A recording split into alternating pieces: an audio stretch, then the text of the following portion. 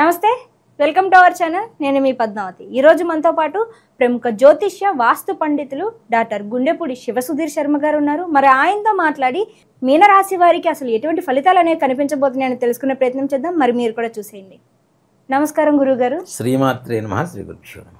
గురువుగారు, మనకి ఆదాయ వ్యయాలు అనే విషయానికి వచ్చేసరికి ఆదాయం అనగానే మనకు వచ్చే సంపాదన, వ్యయం అనేది వచ్చేసరికి మనకి ఖర్చు అవుతుంది అని చెప్తారు కదా. అంటే ఇది వాస్తవమే అంటారా, లేకుంటే ఆదాయ వ్యయాలు కావచ్చు, లేకుంటే రాజ్యపూజ అవమానాలు కావచ్చు, ఇవి వేటి పరంగా లెక్క వేయచ్చు అంటారు? నిజంగా చెప్పాలంటే మనం చిన్నప్పటి నుంచి కూడా మెంటల్గా ఫిక్స్ అయిపోయి ఉన్నాను. ఆదాయం అంటే డబ్బు, ఖర్చు, వ్యయం అంటే ఖర్చు అని. ఆదాయ వ్యయాలు అనేటువంటివి మనకి పంచాంగంలో ఇచ్చేటువంటి విధానం ఏమిటి అంటే కేవలం డబ్బు విషయం ఒక్కటి కాదు. ఆర్థికం, ఆరోగ్యం, కుటుంబం, మనశ్శాంతి, విద్య, మనం అనుకునేటువంటి కార్య సంకల్ప విజయం, ఇవన్నీ ఓవరాల్గా కలుపుకుంటే వీటిల్లో ఏ ఒక్కటి లోపించినా మనశ్శాంతి లోపిస్తూ ఉంటుంది. కాబట్టి ఇవన్నీ కలుపుకొని ఆదాయ వ్యయాల రూపంలో చూపిస్తారు. కానీ డబ్బు మాత్రం కాదు, డబ్బు ఒక్కటి మాత్రం కాదు. మనకి ఓవరాల్గా ఈ సంవత్సరం మొత్తం ఉండేటువంటి ఫలితం, మనకు ఉండేటువంటి మనశ్శాంతి, మనకు ఉండేటువంటి కార్య విజయం ఏదైతే ఉందో ఈ ఆదాయ వ్యయాల రూపంలో చెప్తాం. కానీ కేవలం డబ్బు ఒక్కటే ఎంత వస్తుంది, ఇంత ఖర్చు అవుతుంది అనేది మాత్రం పిచ్చి అపోహ అని చెప్తాను నేను. కాబట్టి ఆ విధంగా చూసుకోకండి. తప్పనిసరిగా మనం ఓవరాల్గా జీవితం మొత్తం సంవత్సరం, ఇప్పుడు 1% ఇంట్రెస్ట్ అని చెప్తాను నాన్న, బ్యాంక్ వాళ్ళు చెప్తున్నా. 1% ఏంటంటే ప్రయాణం కదా. అట్లానే ఆదాయ వ్యయాలు కూడా మన పంచాంగంలో చెప్పుకునేవన్నీ కూడాను సంవత్సరం మొత్తానికి పనికొచ్చేట్టుగా మనకు ఉండేటువంటి మనశ్శాంతినే ఆదాయ వ్యయాలుగా చూసుకోవాలని చెప్తాను. గురువుగారు, అసలు మీనరాశి వారికి చూసుకుంటే ఉగాది నుంచి ఉగాది వరకు ఎటువంటి ఫలితాలు కనిపిస్తున్నాయి? దాంతోపాటుగా వీరికి షష్టగ్రహ కూటమి అనేది మొత్తం కూడా మీనరాశిలోనే జరుగుతుంది కాబట్టి కాస్త కష్టతర ఫలితాలే కనిపిస్తున్నాయి వీరికి అని ప్రతి ఒక్కరు కూడా చెప్తున్నారు. మరి అలాంటి పరిస్థితుల్లో అసలు వీరు ఎటువంటి జాగ్రత్తలు తీసుకోవాలంటారు? ముఖ్యంగా నాన్న, ఇందాక మనం కొన్ని రాసులు బాగున్నాయమ్మా, కొన్ని రాసులు బాగాలేదని చెప్పుకుంటున్నాం. అట్లాంటి వాటిల్లో బాగా లేని రాసుల్లో మీనరాశి కూడా ఒకటి. ఎందుకు? ఏళ్ళనాటి శని 2వ దశలో సాక్షాత్ జన్మరాశిలో శని రావటం, కొన్ని రోజులు శని రాహులు కలిసి ఉండటం, ఈ షష్టగ్రహ కూటమి కారకమైనటువంటి 6 గ్రహాలు కలయిక, ద్వాదశంలోకి రాహు కొన్ని రోజుల తర్వాత రాహు రావటం, 4వ స్థానంలో అర్ధాష్టమ స్థానంలో గురుడు వెళ్ళటం, షష్టమ స్థానంలోకి కేతుగ్రహ సంచారం కలగటం, ఇవన్నీ కూడాను కొంతమేరకు కష్టం కలిగించేటువంటి పరిస్థితులు అనే చెప్తాను. కష్టం అంటే లైక్ ఆరోగ్య విషయంలో అనుకోవచ్చా, లేకుంటే ఆర్థిక పరంగా అనుకోవచ్చు అంటారా? ఆర్థిక, కుటుంబ, ఆరోగ్య విషయాలు అన్నీ జాగ్రత్తగా వహించాలి. అన్నిటిలోనే జాగ్రత్త పడాలంటారు. వీరికి, ఈ రాశి వారికి ఆదాయ వ్యయాల విషయానికి వస్తే ఆదాయం 5, ఖర్చు 5, రాజ్యపూజ్యం 3, అవమానం 1. ఆ విషయంలో బాగానే ఉంది. కానీ ఇక్కడ ముఖ్యంగా మానసికమైనటువంటి వేదన ఎక్కువగా పొందేటువంటి పరిస్థితులు కనపడుతున్నాయి మీనరాశి వారికి. ఏ పని తొందరగా పూర్తి కావట్లేదు, అవుతుందా కాదా, అసలు దీని మీద పెట్టుబడి పెట్టాం, మనకు లాభం వస్తుందా రాదా, ఆరోగ్య పరిస్థితి నిదానంగా క్షీణిస్తూ ఉంటుంది. అది తెలుసుకునే లోపలే ఒక ప్రమాదంగా మారిపోయేటువంటి పరిస్థితులు కనపడుతున్నాయి. దాని పరిస్థితి ఏంటి? ఇంట్లో శుభకార్యాలు చేయగలుగుతామా లేదా, ఇంట్లో వాళ్ళ అనారోగ్య పరిస్థితి ఏంటి, ఖర్చుల పరిస్థితి ఏంటి, ఆదాయం ఎలా ఉంటుంది, పిల్లలేంటి, ఇన్ని అనేక రకాలైనటువంటి, అంటే అష్ట కష్టాలను చెబుతూ ఉంటాం కదా. ఈ అష్ట కష్టాలు మొత్తం కూడా చుట్టూ చేరి వీళ్ళని ఎక్కువగా బాధిస్తూ ఉంటాయి.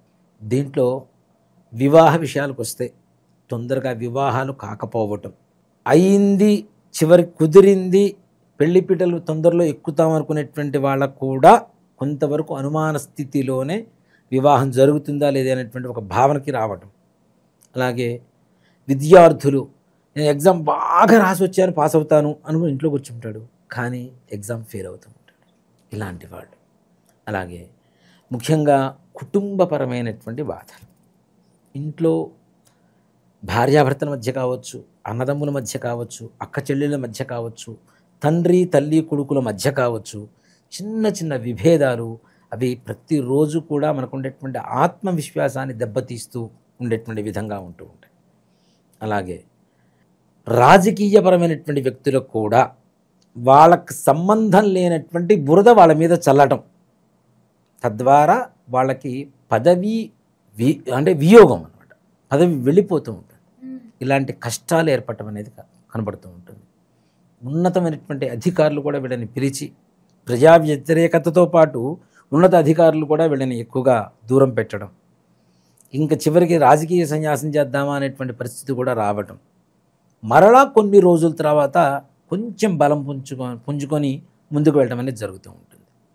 రియల్ ఎస్టేట్ రంగం వారి వ్యవహారానికి వస్తే వీరు కూడా చాలా జాగ్రత్తగా ఉండాలి. ముఖ్యంగా నల్లగా పొట్టిగా ఉండేటువంటి వ్యక్తులు, ఎర్రగా పొడుగ్గా కోలమొహంతో కళ్ళజోడుతూ ఉండేటువంటి కొంతమంది వ్యక్తులు మీ జీవితంలోకి ప్రవేశించబడుతున్నారు, లేదా ముందుగా ప్రవేశించినటువంటి వ్యక్తులు కానీ కొంచెం జాగ్రత్త వహించవలసినటువంటి పరిస్థితి. సంపాదిస్తారు, ఎందుకు ఖర్చు అవుతుందో తెలియదు. ఒక్కోసారి అవసరానికి డబ్బులు చేతిలో నిలవు. కోట్ల రూపాయలు ఉండేటువంటి వాళ్ళు కూడా 100 రూపాయలు పెట్రోల్కి వెతుక్కోవాల్సినటువంటి పరిస్థితి కూడా ఏర్పడేటువంటి పరిస్థితులు కూడా ఉన్నాయి. కానీ ఇలా అని చెప్పి ఎక్కడ భయపడకండి, రాబోయేటువంటి రోజులంతా కూడా మరలా మీవే, దాంట్లో సంశయం ఏం లేదు. అలాగే ఇచ్చిన డబ్బులు వెనక్కి తిరిగి రాకపోవడం, మీ దగ్గర సహాయం తీసుకున్న ఏ ఒక్కళ్ళు మీ మొహం, అంటే మీకు సహాయం చేయడం తీసి పక్కన పెడితే మీ మొహం కూడా చూడరు. ఎక్కడ కనబడితే ఎక్కడ మళ్ళీ అప్పుడు అడుగుతాడో, ఎక్కడ సహాయం చేయమని అడుగుతాడో అని చెప్పి మొహం చాటేసి ఈ మీనరాశి వారికి జరగబోయేటువంటి పరిస్థితి. అలానే ముఖ్యంగా విదేశీ ప్రయాణాల కోసం ప్రయత్నించేటువంటి వాళ్ళకి కొంతవరకు పర్వాలేదు అనిపిస్తుంది. బాగా 1-2 సార్లు దండయాత్ర చేస్తే కానీ ఏదైనా ముందుకు వెళ్ళేటువంటి పరిస్థితులు ఉంటాయి, ఎట్టకేలకు వెళ్ళేటువంటి పరిస్థితులు కనబడుతూ ఉన్నాయి. అలాగే మీనరాశి వాళ్ళకి సంపాదించిన సంపాదన ఖర్చు అవుతూ అనవసరమైనటువంటి అప్పులు చేయవలసినటువంటి పరిస్థితులు కూడా కనబడుతాయి. రైతులకు కూడా చేతికి పంట వచ్చే సమయానికి ఏదో రకమైనటువంటి నష్టం వాటిల్లటం, తద్వారా వాళ్ళు కూడా బాధపడేటువంటి పరిస్థితులు కనబడుతూ ఉన్నాయి. అలాగే ఈ మీనరాశిలో ఉండేటువంటి ప్రతి ఒక్కరూ కూడా అతి జాగ్రత్తగా అడుగు వేయాలి. ఎవరిని నమ్మాలి, ఎవరిని నమ్మకూడదు అనేది 1-2 సార్లు ఆలోచించండి. 1-2 సార్లు కాదు, 100 సార్లు ఆలోచించినా కూడా తప్పులేదని చెప్తా. అంత జాగ్రత్తగా అడుగు వేస్తేనే ఈ సంవత్సరం మీకు కొంతవరకు ఏదైనా సానుకూలంగా ఉండేటువంటి పరిస్థితులు ఉంటాయి. కాబట్టి తొందరగా నమ్మకండి. ఈ మీనరాశి వాళ్ళకు ఉండేటువంటి లక్షణం ఏంటంటే కుడిని చేతికి ఇస్తే పండగ అనుకుంటారు. ఇవి కొంచెం జాగ్రత్త. ఇతరులు వాళ్ళ అవసరం కోసం మనం పొగుడుతున్నారు అనేటువంటిది తెలుసుకోండి దయచేసి. వాళ్ళ అవసరం కోసమే, అంతేగాని మనలో ఉన్న ఇదేంటి ప్రతిభ ఏంటి అనేది మనకు తెలుసు. ఎదురు వాళ్ళు పొగిడితేనే తెలియాల్సిన అవసరం లేదు.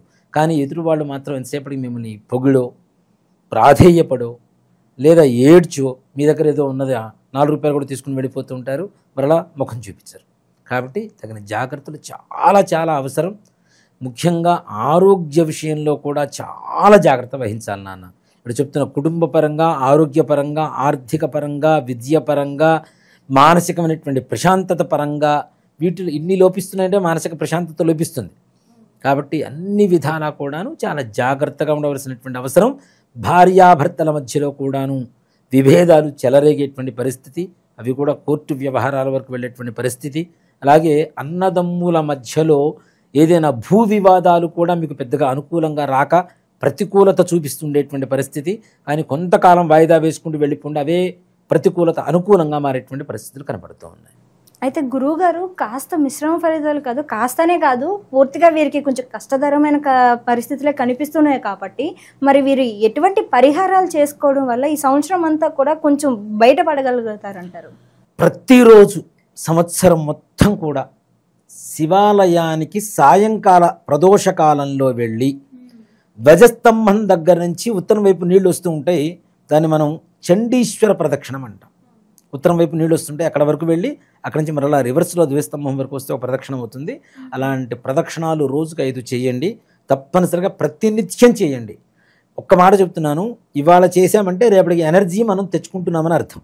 ఇవాళ ప్రదక్షిణాలు చేసాం సాయంత్రం, రేపటికి కావాల్సిన ఎనర్జీని తెచ్చుకుంటున్నాం మనం. అది ఒక్కటి గమనించండి. గమనిస్తే తప్పనిసరిగా ఎనర్జీ ఉన్నప్పుడు ఎలాంటి కష్టానైనా దాటుకుంటూ ముందుకు వెళ్ళిపోవచ్చు కదా. కాబట్టి రేపటి కోసం ఇవాళ మీరు ఎనర్జీని బ్యాంకింగ్ చేసుకోండి అని చెప్తా. అది ఎక్కడ దొరుకుతుందంటే కేవలం శివాలయంలో చేసేటువంటి చండీశ్వర ప్రదక్షిణాలు చేయండి, మారేడు బిల్వాన్ని పరమేశ్వరుడికి సమర్పించి నమస్కారం చేసుకోండి. తప్పనిసరిగా మీకు ఉండేటువంటి సకల కష్టాలు కూడా నెరవేరిపోయి ప్రశాంతమైనటువంటి వాతావరణంలో ఉంటారు. చాలా చక్కగా వివరించారు. అయితే మీనరాశి వారికి ఎటువంటి పరిస్థితులు ఉండబోతున్నాయతో పాటుగా ఏ పరిహారం చేసుకోవడం వల్ల ఈ సంవత్సరం అంతా కూడా కాస్త ఈ కష్టాల నుంచి బయటపడగలగలరో కూడా చాలా చక్కగా వివరించారు. ధన్యవాదాలు గురువుగారు. శ్రీమాత్రే నమః. శ్రీ గురుభ్యో నమః.